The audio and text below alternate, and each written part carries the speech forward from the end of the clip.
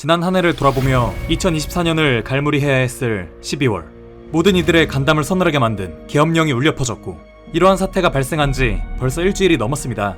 12.6 사태 이후 45년 만에 벌어진 대통령의 비상계엄으로 인해 원달러 환율은 한때 1440원을 돌파하였고, 세계 각국의 정부는 방문 계획을 철회하고 한국에 여행주의보까지 발령하는 등 계엄으로 인한 파장은 아직까지도 이어지고 있습니다. 이렇듯 대한민국은 2024년 12월 3일 비상계엄 사태로 인해 국내적으로 심각한 혼란과 변화를 겪고 있고, 국제사회의 이목을 집중시키며 대한민국의 현재와 미래를 가늠하는 중요한 분기점에 놓여져 있습니다. 러시아처럼 풍부한 자원도, 중국처럼 10억이 넘는 방대한 인구도, 하물며 오래전부터 경쟁 상대로 바라보고 있는 일본의 반도 안 되는 내수를 보유하고 있는 한국은 그동안 제조업과 문화산업을 주축으로 기적적인 경제성장을 이뤄낼 수 있었습니다. 그리고 자원도, 인구도, 내수도 부족한 상황 속에서 국제사회에서 지금의 위상을 구축한 우리에겐 늘 단 하나의 선택지만이 주어질 뿐이었습니다. 그것은 바로 대외 환경에 민감하게 반응하고 국제사회에서 항상 눈치를 살피며 스스로를 최대한 있어 보이게 포장하는 것이었죠. 그리고 이렇게 국제관계에서 풍전등화에 놓여 한 걸음 한 걸음을 외줄타기처럼 걸어온 우리에게 이번 계엄령 사태는 단순한 내정 문제로만 바라볼 수 없습니다. 이미지로 먹고 살아온 우리의 모습이 시험대에 오른 중대한 사건이기 때문입니다. 따라서 국제사회가 대한민국을 어떻게 바라보고 있는지, 이 사태가 외부에서 어떻게 분석되고 있는지를 면밀히 파악하는 것이야말로 우리가 향할 방향을 결정하는데 중요한 기준이 될 것입니다. 특히나 한국의 대정책의 방향을 좌지우지하는 미국의 입장은 더욱 면밀히 살펴볼 필요가 있겠죠. 이번 사태를 두고 미국은 어떤 입장을 보이고 있을까요? 이번 영상에서는 계엄 사태에 관한 미국의 주요 언론과 정부, 그리고 전문가들의 반응을 살펴보는 시간을 가져보고자 합니다. 미국의 언론이라고 하면 다들 대표적으로 떠오르는 곳들이 있을 것입니다. 뉴욕타임즈, 워싱턴 포스트, CNN, 월스트리트 저널, MBC, CBS, ABC, AP에 이르기까지 워낙 많은 언론사들이 있죠. 그리고 이 같은 언론사들은 모두 하나같이 현 계엄 사태에 대해서 공통적인 반응을 보이고 있습니다. 당황스럽다. 1980년대 이후 약 40년간 민주주의의 성공 사례로 꼽혀오던 한국에서 무려 계엄령이 선포되었다는 것은 정말 당황스럽기 그지없는 상황이 분명했습니다. 몇몇 외신의 헤드라인과 그 내용들을 살펴보면 논조는 다소 차이가 있을지언정 당혹스러움을 고스란히 드러내고 있습니다.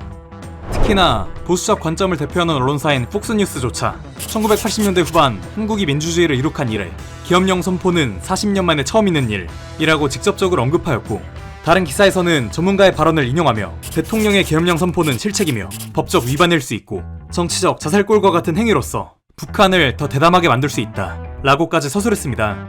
이처럼 미국의 언론사들은 그 성향에 관계없이 영상을 제작 중인 현 시점까지도 거의 대부분이 공통된 반응을 보이고 있습니다. 한편 미국 정부 또한 이와 같은 유사한 반응을 표했습니다. 계엄령 사태 당시에는 미국은 그 어떤 방식으로도 협의받지 못했다. 계엄령 선언은 깊은 우려를 불러일으켰다. 같은 당혹스러운 입장을 내비쳤고, 계엄 해제 이후에도 대통령이 상황을 심각하게 오판했다 라며 외교적 수사로서는 상당히 비판적인 논조를 이어나갔습니다. 그러나 미국 정부의 속내는 이러한 대외적인 발언만으로는 제대로 파악하기가 어렵습니다. 외교적 수사는 최대한 우회적이고 부드러움을 유지해야 하기 때문이죠. 따라서 미국 정부의 현 상황에 대한 평가와 반응을 분석하기 위해서는 미국 대정책 결정의 한 축을 담당하는 싱크탱크의 의견들을 찾아볼 필요가 있습니다. 미국에는 브루킹스, 랜드, CSIS, 윌슨 센터 등 국제관계 속에서 미국의 대정책을 연구하는 다양한 싱크탱크가 존재합니다. 그리고 이러한 싱크탱크에서 전문가들이 한국의 계엄 사태에 관해 분석해 게재한 글들은 이것이 미국의 외교정책에 어떠한 영향을 끼치는지에 대한 내용이 주를 이루고 있죠. 우선 미국의 대표적인 싱크탱크 중 하나인 전략국제문제연구소 CSIS에서 한국 담당 선임연구원 엘렌 김 박사가 게재한 글의 주요 내용을 발췌해 보았습니다. 윤석열 대통령의 계엄령 선포는 한국을 전례 없는 정치적 위기로 몰아넣었다. 대통령의 계엄령 선포는 그의 대통령직을 심각한 위험에 빠뜨렸을 뿐만 아니라 자유와 민주주의의 옹호자로서의 그의 명성을 훼손하고 글로벌 민주주의 연합 내에서 한국을 선두적 위치에 두려던 그의 노력을 약화시켰다. 정치적 불안정은 북러 전략적 동맹의 강화, 미국의 리더십 교체와 같은 상황 속에서 발생하고 있다. 그는 자신의 대통령직을 위태롭게 함으로써 한국, 미국, 일본 간 삼각협력의 미래에 불확실성을 초래했다. 그의 탄핵 이후 임시 대통령이 직무를 수행한다 해도 새로운 정부가 구성되기 전까지는 거의 어떤 나라도 한국과 진지하게 협력하지 않을 것이다. 이러한 시간의 손실은 한국에 큰 대가를 요구할 것이다. 한편 윌슨 센터에서 케일라 오르타 연구원은 계엄 사태에 대한 인터뷰를 진행했고, 대통령실이 계엄령을 시도했지만 국회가 헌법적으로 허용된 권한을 통해 이를 막아냈다는 것은 한국이 민주주의로서의 역사적 유산을 방어하고 있다는 뜻이다. 그러나 불행히도 이 사건의 결과로 현 정부는 국내적으로 권력이나 지위가 약화될 가능성이 크다. 특히 미국과 한국은 매우 긴밀한 안보동맹 관계를 유지하고 있고 윤석열 정부는 일본과의 협력도 주도해왔다. 한미일 삼각협력은 지난 몇 년간 그의 행정부 하에서 강화되었다. 하지만 이번 사건으로 인해 국내 반발이 계속된다면 한국은 그가 추진해온 정책들에서 한 걸음 물러나는 결과를 초래할 수 있을 것이다. 그리고 카네기 국제평화재단에서 그레이튼스 박사는 다음과 같은 글을 게재했습니다. 한국은 지난 3월 세계 민주주의 정상회의를 주최했고 윤 대통령은 한국을 자유, 평화, 번영을 자유민주주의적 가치와 실질적 협력을 통해 증진하는 글로벌 중추국으로 홍보했다. 하지만 윤 대통령의 이번 행동은 그가 내세운 웅장한 수사를 공허하게 만들었다. 대통령의 오판은 북한 인권에 대한 그의 주도권에도 타격을 줄 가능성이 크다. 그의 행정부는 유엔에서 한국의 인권 이슈 리더십을 재활성화하고 평양정부와의 형식적 화해보다 북한 주민들의 권리 개선에 중점을 둔 자유 기반 통일 정책을 제안했다. 그러나 북한은 이번 계엄 사건을 활용해 정부의 행보를 평가절하하고 대내적으로 압력을 회피할 가능성이 높다. 또한 이번 사건은 한미 동맹에도 심각한 손상이 될 수 있다. 이번 계엄령 발표는 한미연합군 사령부나 주한미군에 통보하지 않은 채 이루어졌으며 이는 동맹 관리에 심각한 의문을 제기한다. 그 외 다양한 연구소의 여러 연구자들이 게재한 의견들을 종합하여 현 사태가 미국 정부에 어떻게 받아들여지는지 유추해볼 수 있었습니다. 그간 민주주의 동맹이라는 프레이밍을 앞세워 한미일 삼각협력 관계를 구축하고 유지해온 미국의 입장에서는 이번 한국의 계엄령 사태와 그에 이어진 정치적 혼란은 단순한 파트너의 실책 이상으로 받아들여질 수밖에 없습니다. 미국은 수십 년 동안 한국을 아시아적에서 견고한 민주주의의 모델로 칭송해왔고 이러한 민주적 정당성과 가치관의 공유는 미국이 한국을 전략적 동반자로 간주하는 핵심적인 이유 중 하나였습니다. 그러나 갑작스러운 계엄령 선포와 군대 국회 난입 이후 벌어진 일련의 혼란은 미국이 그동안 쌓아온 서사, 즉 민주주의 동맹이라는 명분을 크게 훼손할 뻔했습니다. 이에 따라 미국은 이번 사태를 계기로 다음과 같은 복합적인 우려를 가지게 됩니다. 첫째, 민주주의 가치 외교의 상징적 토대가 언제든 흔들릴 수 있다. 미국은 북한, 중국, 러시아 등 권위주의 정권과의 전방위 경쟁 속에서 자유주의와 민주주의 가치의 중요성을 강조해 왔습니다.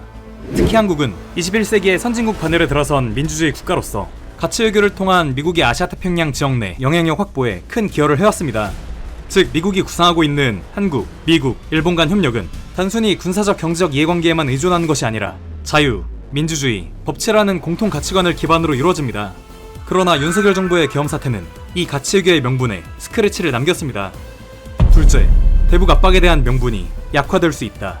한국은 오랫동안 북한 인권 문제를 거론하며 북한 정권의 정당성을 비판하는 노선을 견지해 왔습니다. 이는 미국이 국제무대에서 북한을 압박하는 데 유용한 도덕적 근거를 제공할 수 있었습니다. 그러나 민주주의의 근간을 뒤흔든 계엄 사태는 한국의 대외적 정당성을 훼손하고 북한 인권 개선을 주장하는 데 있어 도덕적 당위성에 상처를 입혔습니다.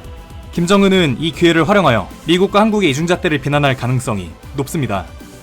셋째, 한미동맹의 신뢰가 흔들릴 수 있다. 미국은 그동안 한반도의 정세 변화를 면밀히 주시해오고 있었습니다.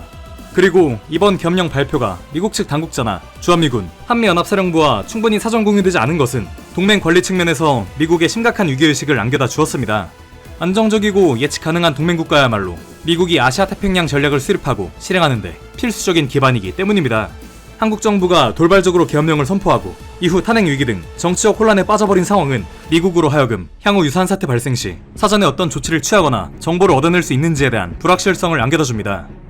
결과적으로 이 일련의 사태로 인해 미국은 아시아 정책을 재고해야 할 부담을 짊어지게 되었습니다. 한국의 정치적 불안으로 인해 미국이 구축해온 지역 전략의 한 축이 흔들린다면 이는 단지 한국만의 문제가 아니라 미국의 대전략 전반에 영향을 끼치기 시작할 것입니다. 다음 정부 출범 전까지 지속될 불안정성과 동맹에 대한 불확실성은 미국이 가진 전략적 시간과 외교적 에너지를 소진케 할 것이며 이러한 요인들은 이번 계엄 사태가 미국의 입장에서 단순히 한국의 내정 문제로 치부할 수 없는 이유가 될 것입니다. 미국이 대통령의 계엄 선포 직후 우려와 함께 국회의 계엄 해제에 대한 지지의 목소리를 보낸 것은 한국을 향해 민주주의적 가치를 안정적으로 복원하고 정치적 리더십을 재정비하며 동맹에 대한 책임있는 자세를 보여줄 것을 요구하는 메시지라고 바라볼 수 있습니다. 이 정도가 정책 연구자들의 의견을 추합하여 제 짧은 식견으로 나름대로 정리한 미국의 시각이었습니다. 사실 자료를 찾아보면서도 갑갑한 기분이 들 수밖에 없었습니다. 알고는 있었습니다만 이번 자료를 준비하며 역사적으로 한국의 피식민지배의 경험, 그로 인해 아직도 남아있는 일본에 대한 불신 여론은 미국의 대정책 설정에 있어 귀찮은 장애물 정도로만 여겨진다는 게 더욱 여실히 느껴졌기 때문이었죠. 물론 그로 인해 한동안 미국은 윤석열 정부의 대정책을 상당히 신뢰해 왔습니다만 이번에 벌어진 계엄 사태는 미국 정부를 상당히 불쾌하고 당혹스럽게 만들었던 것 같습니다. 이는 하필 또 미국의 리더십 교체 상황 속에서 벌어진 일이었기 때문이었죠. 아무튼 계엄 사태로 인한 전국의 혼란이 하루빨리 마무리되길 바라며 영상을 마치도록 하겠습니다. 지식한잔이었습니다. 감사합니다.